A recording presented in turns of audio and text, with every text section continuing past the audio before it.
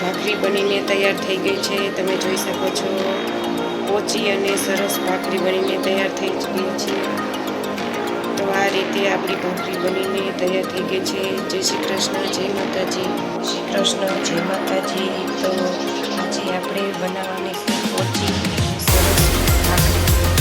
તો ભાખરી બનાવવાનું સ્ટાર્ટ કરી દઈએ. એના માટે ભાખરીનો લોટ લીધો છે.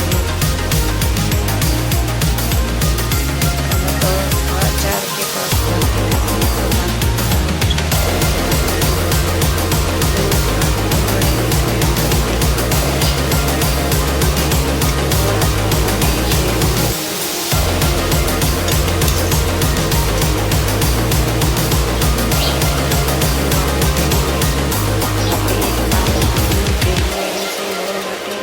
અને આટલું અડધી ચમચી જેટલું જીરું એડ કરશું. તો ભાખરીમાં નાખવા માટે આપણે કસૂરી મેથી લઈ લીધી છે. તો આપણે કસૂરી મેથી નાખશું સ્વાદ પ્રમાણે. તો હવે આપણે લોટ બાંધી લઈએ. રીતે બધું આપણે મિક્સ કરવાનું છે.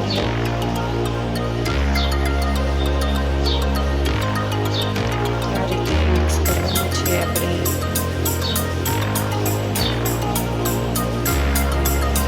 તો સરસ રીતે મિક્સ થઈ ગયું છે. હવે આપણે થોડું પાણી એડ કરીને આપણે લોટ બાંધવાનો છે. અને આપણે પાણી એડ કરીને આપણે લોટ બાંધી લેવાનો છે.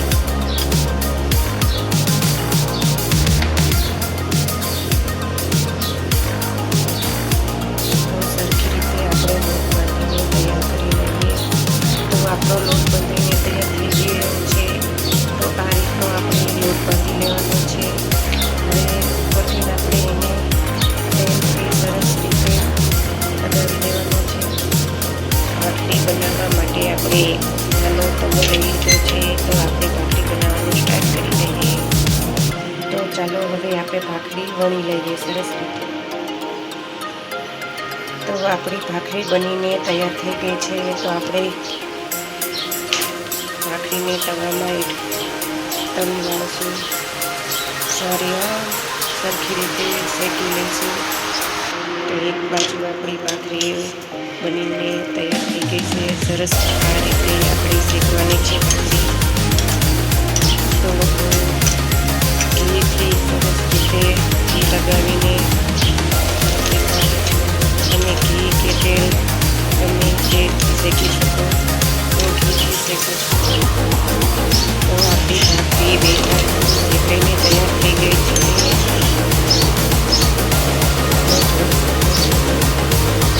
આપણે આ ભાખરીને તળા વગર શેકવાની છે. એક બાજુ આપણે શેકીને તૈયાર થઈ ગઈ છે. બીજી બાજુ આપણે શેકી લઈએ. લઈ લીધું છે. આપણે આ રીતની કપડીથી સરસ શેકી લેવાની છે. આ રીતે દબાવીને ફરતી કોર આપણી ભાખરી શેકાઈને તૈયાર થઈ જાય છે. જોઈ શકો છો આ રીતની આપણી ભાખરી શેકાઈને તૈયાર થઈ જાય છે. બીજી બાજુ પણ આપણે આ જ રીતે એને શેકવાની છે. તો આપણી ભાખરી શેકાઈને તૈયાર થઈ ગઈ છે. તો આપણે હવે આમાં ઉપરથી ઘી લગાવવાનું છે.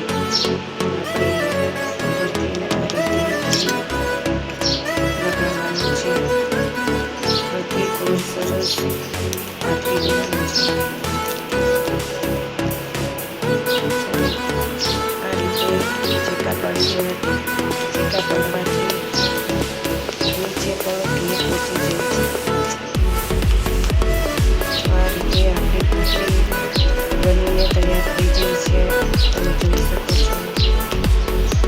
તો બીજી ભાખરી પણ આપણે આ જ રીતે શેકીને તૈયાર કરી લેવાની છે. તો આપણી બીજી ભાખરી પણ શેકાઈને તૈયાર થઈ